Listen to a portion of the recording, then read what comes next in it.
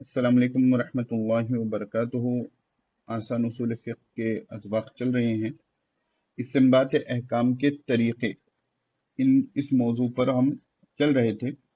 پچھلے سبق میں ہم نے لفظ کے بارے میں دیکھا کہ وہ ظاہر ہوتا ہے اور نص ہوتا ہے، اور ان دونوں میں جب ٹکراؤ ہو تو آپ پرائرٹی دو گے نص کو، اور اس کے بعد آئے گا ظاہر۔ آج دیکھیں گے ہم مفسر کے بارے میں، ٹھیک ہے؟ تو مفسر وہ ہے جو اس قدر واضح ہو کہ تعویل و تخصیص کی گنجائش باقی نہ رہے۔ اس قدر واضح یعنی کلیئر ہو، جس میں تعویل یعنی کچھ اپنا انٹرپریٹیشن الگ سے دینا، اور تخصیص کچھ قید بڑھانا یا کچھ خاصیت اس میں پیدا کرنا، اس کی گنجائش نہیں۔ جیسے الزانیۃ والزانی فجلدوا کل واحد منہما مئۃ جلدہ، ٹھیک ہے؟ زنا کرنے والی عورت اور زنا کرنے والے مرد، ان میں سے ہر ایک کو 100 کوڑے مارے جائیں۔ اس میں میاتن بالکل واضح اور تعویل کی گنجائش نہیں ہے۔ دیکھو میاتن کہیں گے تو اب 100 ہی ہوگا نا مراد، اب اس میں کیا تعویل کریں گے؟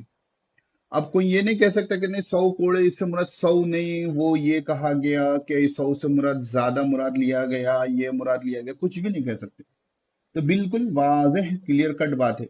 تو ایسے جو احکام ہوتے ہیں، ایسے جو الفاظ ہوتے ہیں، ان کو ہم کیا کہیں گے؟ مفسر کہیں گے۔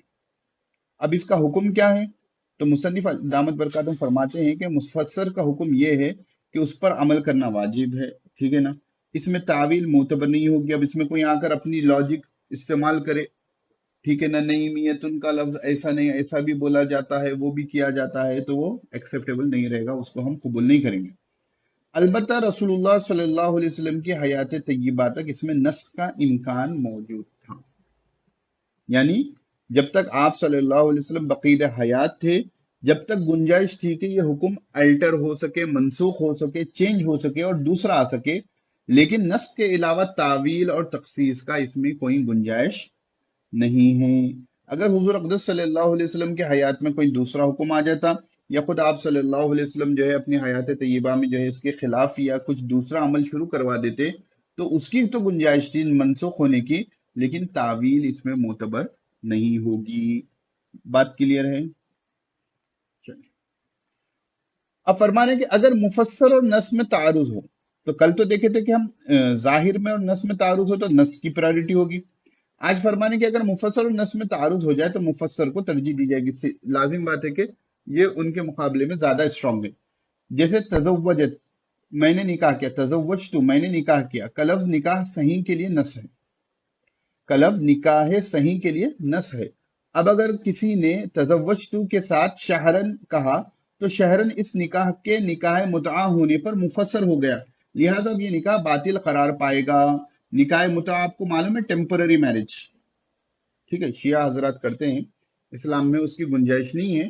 آپ تفصیل سے پڑھو گے کہ پہلے یہ عربوں میں معمول تھا، لیکن اللہ کے رسول صلی اللہ علیہ وسلم نے اس معمول کو ختم کروا دیا کہ وہ کہیں دور دراز کے سفر پر جاتے تھے تو وہ سالوں وہاں رہتے تھے، یا جو بھی مہینوں رہتے تھے، لمبا لمبا سفر ہوتا تھا، تو اس وقت وہ لوگ جہاں رہتے تھے وہاں پر ایک شادی کر لیتے۔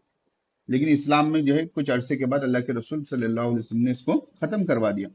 تو اب یہاں پر مولانا فرما رہے ہیں کہ دیکھو تزوج، تو کسی نے کہا کہ میں نے تم سے نکاح کیا، تو یہ نص ہے، بالکل واضح دو ٹوک بات ہے۔ نص بول تو قرآن حدیث نہیں، نص بول تو الفاظ میں، تزوج تو میں نے نکاح کیا، تو ایک صحیح نکاح کے لیے یہ بات نص ہے، واضح کلیئر کٹ ہے۔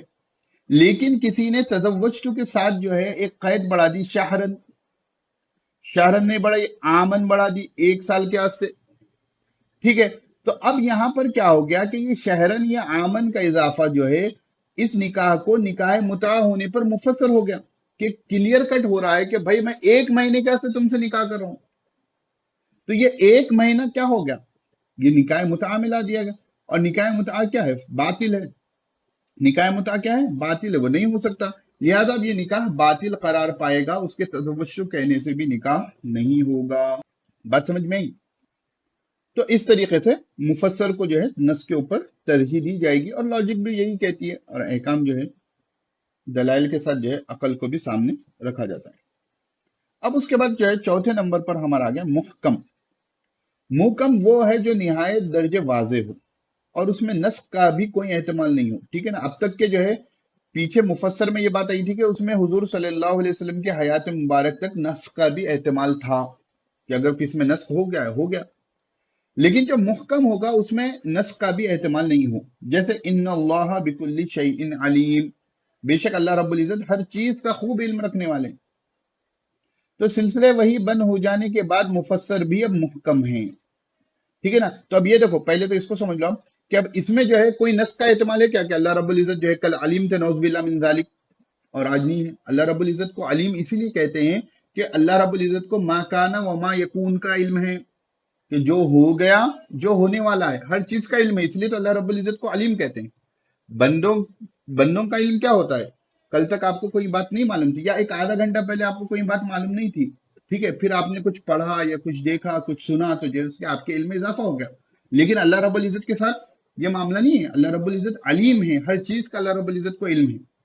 اسی لیے تو ہم کہتے ہیں نا کہ صحابہ کرام رضی اللہ مجمعین کے بارے میں اللہ رب العزت نے جو رضوان کا پروانہ دے دیا کہ ہم ان سے راضی ہیں اور وہ ان سے راضی ہیں، اور آج کل کے برساتی مینڈک راضی یا نیم راضی جو صحابہ کرام رضی اللہ مجمعین خصوصاً حضرت معاویہ رضی اللہ تعالیٰ عنہ یا دیگر جو ہے صحابہ کرام پر جو بھوکتے ہیں، تو ان کو ہم یہی کہتے ہیں نا کہ قرآن کلام اللہ ہے۔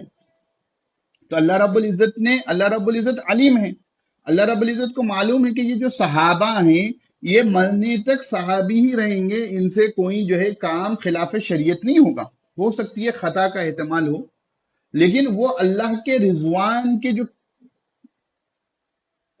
تمغہ ہے، جو بیچ اللہ رب العزت نے دے دیا، اس سے باہر نہیں نکل سکتے۔ اب جو ہے بعض کم بخت لوگ جو ہے، میں الفاظ بڑے سخت استعمال کر رہا ہوں، لیکن جو صحابہ کو کہہ دیں کہ یہ جو ہے ان کے بارے میں جو ہے اناپ شناپ کہہ دیں اور گستاخیاں کر دیں، تو ان کے لیے کم بخت جو ہے چھوٹا لفظ ہے۔ تو وہ جو ہے گویا کہ صحابہ کی عدالت پر الفاظ نہیں اٹھا رہے ہیں، اللہ رب العزت کی ذات علیم پر الفاظ اٹھا رہے ہیں کہ اللہ رب العزت نے تو پروانہ ایسے دے دیا، ان کو نہیں معلوم تھا نعوذ باللہ کہ کل کے دن جا کر جو ہے یہ کانڈ یہ لوگ کریں گے، سمجھے نا؟ تو یہ جو کہا، بات سمجھانے کے لیے کہا گیا کہ علیم، اللہ رب العزت کو جو ہے ہمیشہ سے ہر چیز کا علم ہے۔ کبھی اللہ رب العزت کا ایسا نہیں ہو سکتا کہ علم میں اضافہ ہو، کبھی ایسا نہیں ہو سکتا کہ علم میں کمی ہو، نعوذ باللہ من ذالک۔ یہ تمام چیزیں جو ہے ہمارے عقیدے سے تعلق رکھتی ہے۔ تو یہاں تک بات سمجھ میں آ گئی؟ اب یہاں پر مصنف فرما رہے ہیں کہ سلسلے وہی بند ہو جانے کے بعد مفسر بھی اب محکم ہے۔ تو جو اوپر آپ نے مفسر کے بارے میں پڑھا تھا، اس میں مصنف نے قید لگائی تھی کہ حضور صلی اللہ علیہ وسلم کی حیات طیبہ تک مفسر میں جو ہے نسخ کا احتمال ہے۔ تو یہاں مصنف دامت برکاتہم فرماتے ہیں کہ اب حضور صلی اللہ علیہ وسلم کی وفات تو ہو گئی، تب مفسر بھی کیا ہو جائے گا؟ محکم ہو جائے گا، ٹھیک ہے۔ تو اسی طرح اللہ تعالیٰ کی ذات و صفات سے متعلق آیات اور وہ احکام جن کے ابدی اور دوامی ہونے کی صراحت موجود ہے وہ محکم ہے۔ تو اللہ رب العزت کی ذات اور صفات کے متعلق جتنی آیات ہیں قرآن کریم میں، سب کیا ہیں؟ محکم ہیں۔ اسی طرح جن احکام کے ابدی ہمیشہ ہمیشہ ہونے کی صراحت موجود ہے وہ بھی محکم ہے، ٹھیک ہے۔ محکم کا حکم یہ ہے کہ اس پر عمل کرنا کیا ہے؟ واجب ہے۔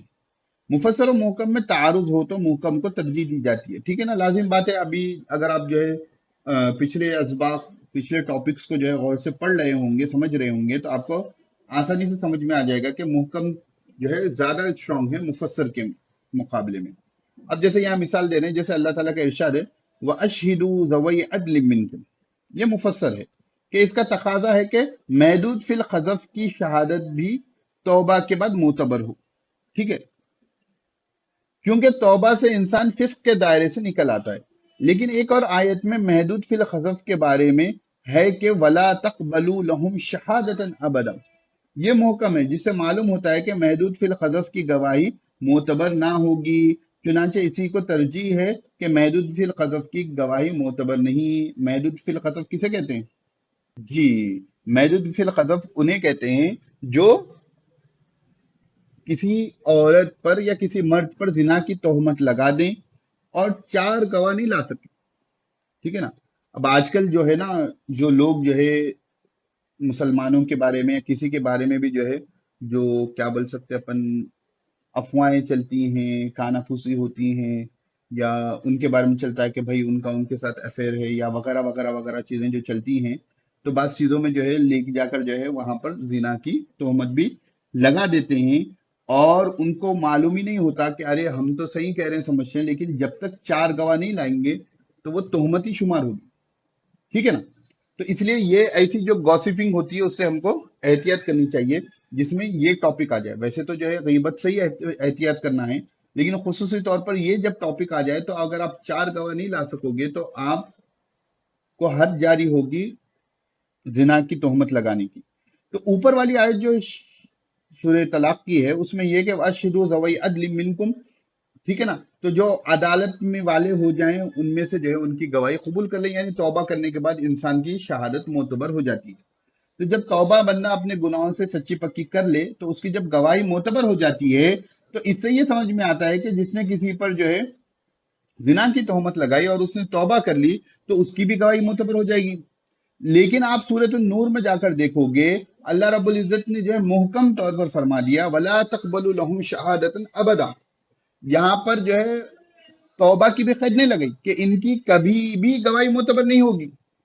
تو کیونکہ یہ آیت کریمہ محکم ہے اور اوپر والی آیت کریمہ مفسر ہے، تو اب دونوں میں جو ہے بظاہر، ٹھیک ہے نا، ہم کو تعارض نظر آ رہا ہے کہ یہاں پر تو جو ہے گواہی معتبر ہو جائے گی توبہ کے بعد اور یہاں پر نہیں ہوگی، تو ہم کہیں گے کہ دونوں میں کچھ تعارض نہیں ہے، یہ آیت محکم ہے، یہ آیت مفسر ہے، تو مفسر اور محکم میں کبھی بظاہر ٹکراؤ آپ کو نظر آئے تو محکم کو ترجیح دی جائے گی مفسر پر۔ بات سمجھ میں آ گئی؟ تو یہاں پر ہمارے یہ 2 ٹاپکس جو ہے مکمل ہوتے ہیں، تو انشاءاللہ ہم پھر آگے دیکھیں گے۔